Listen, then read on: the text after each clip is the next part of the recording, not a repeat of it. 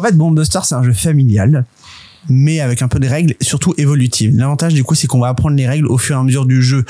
C'est un jeu à scénario, mais les scénarios sont entièrement rejouables. C'est un jeu de déduction où on devra désamorcer une bombe. Le problème, c'est qu'on est tous des stagiaires, que tous les autres du coup ils sont en congé ou ils sont en arrêt maladie, et du coup nous on sait pas comment faire. Donc au début il va falloir essayer d'apprendre un peu justement les mécanismes au fur et à mesure. On va les introduire, donc ce qui permet que en 8 parties tu connais toutes les règles du jeu. Et dans le jeu il y a 66 missions. Toutes les missions se renouvellent, et tant que t'as pas réussi une mission, tu ne peux pas aller à la mission d'après, d'accord? On revient sur le côté un peu jeu de cartes à collectionner, parce que en fait t'as une petite boîte à ouvrir dedans. C'est-à-dire que en fait dans le jeu, je connais pas du tout, donc explique-moi tout le principe. Le truc du coup, c'est que tu vas réussir des missions du coup à désamorcer des bombes, d'accord? Pour cela en fait il va y avoir des tuiles que tu vois, et tu dois deviner en fait les numéros que les autres joueurs possèdent chez eux, et tu dois essayer de trouver des paires de numéros, la paire de 3, la paire de 4, et dès que tu as réussi à réunir toutes les paires autour de la table, tu vas réussir à désamorcer la bombe, d'accord? Les boîtes vont, enfin les scénarios vont avancer au fur et à mesure, et quand tu atteins tel niveau de scénario, tu as le droit d'ouvrir une petite boîte qui va t'introduire du matériel en plus, des règles en plus, et tu vas avancer comme ça au fur et à mesure.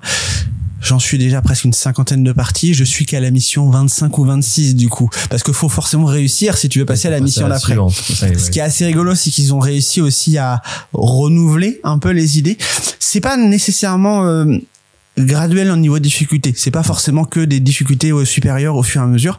Ce qui fait que ce qui est bien, c'est que c'est un jeu entre guillemets à campagne, à legacy, comme c'est un peu à la mode ces dernières années. Sans destruction de matériel. Sans destruction de matériel, et surtout rejouable du coup. Mais surtout c'est un jeu à legacy que tu peux faire avec des personnes différentes. T'es pas obligé d'avoir le même groupe de joueurs avec qui tu vas jouer. J'ai réussi en fait à chaque fois à le faire jouer à des gens différents. On fait 1 ou 2 scénarios d'initiation histoire de leur apprendre les règles, et puis après on commence directement à continuer là où on était avant, d'accord? C'est ça qui est vraiment très cool dans le jeu, et qui donne envie d'aller plus loin, quoi. Vraiment, le jeu, et c'est Cocktail Game qui est derrière. De toute façon, Cocktail Game, depuis 3-4 ans, ils font que des jeux, du coup, incroyables. Vraiment, c'est quasiment du sans faute entre les trios, les top 10 et compagnie. Et ouais, vraiment, Bomb Buster, j'ai trouvé ça juste fou, quoi. Je pense que c'est un jeu qui va beaucoup faire parler de lui. Je pense même qu'il y a des chances qu'il soit nommé un peu à l'As d'or, mais vraiment, c'est trop cool, quoi. Okay. Toi, tu y as joué aussi, Anthony, oui, je crois. Je confirme. Ouais, tu m'as fait tester les 11 premières missions, je crois. Ouais. Et non, j'ai bien aimé. C'est vraiment un time bomb vraiment coopératif, et avec des capacités en plus, ainsi de suite. Donc il faut bien réfléchir. Puis tu disais que ça ressemblait à Trio, du coup non, c'est le même auteur. C'est le même éditeur. Quand t'as dit qu'il fallait faire des paires ça m'a fait penser à ça. Il y a un peu ce côté-là du coup aussi de retrouver des paires. Il y a aussi un côté un peu mémoire, parce qu'en fait dans le jeu, à chaque fois que tu donnes une information et que tu te trompes, ça donne entre guillemets des informations. Parce que si jamais je cherche le numéro 3 chez quelqu'un, je suis obligé d'avoir le 3 chez moi, d'accord? Donc si à un moment donné je dis ah t'as un 3, non, du coup je glisse aussi à l'oreille des gens en fait oubliez pas que moi j'ai un 3. Donc du coup, et les numéros sont classés par ordre croissant, mais t'as pas forcément tous les numéros, t'as peut-être pas le 2, le 4 ou autre, et du coup t'as un côté un peu aussi de te repérer un peu dans l'espace, de bon, si je cherche le 5 il doit peut-être être situé là, ou ainsi de suite. Il y a un côté réussir à se comprendre entre joueurs sans parler. Il y a même, je crois, au moins un des scénarios où tu n'as vraiment pas le droit de communiquer, de parler ou de quoi que ce soit, c'est silence radio.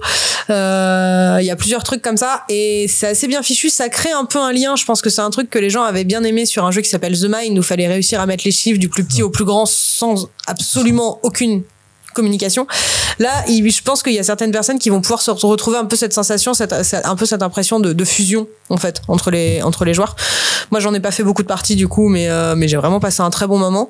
Le côté calcul et association de pairs, c'est plutôt bien fichu. C'est du coopératif où t'es limité dans la parole, du coup, ce qui donne des jeux coopératifs, qui rend le jeu intéressant même pour des gens qui aiment pas les jeux coopératifs, parce que les jeux coopératifs où la parole est très ouverte, il y a très souvent un joueur qui peut prendre un peu le leader en disant faut faire ci, faut faire ça, et du coup en même temps quand ils ont l'habitude de jouer, tu vas pas les contredire. Là, l'avantage des jeux à communication limitée, c'est que très vite du coup tu peux avoir un C'est mon tour, je fais ce que je veux. Point.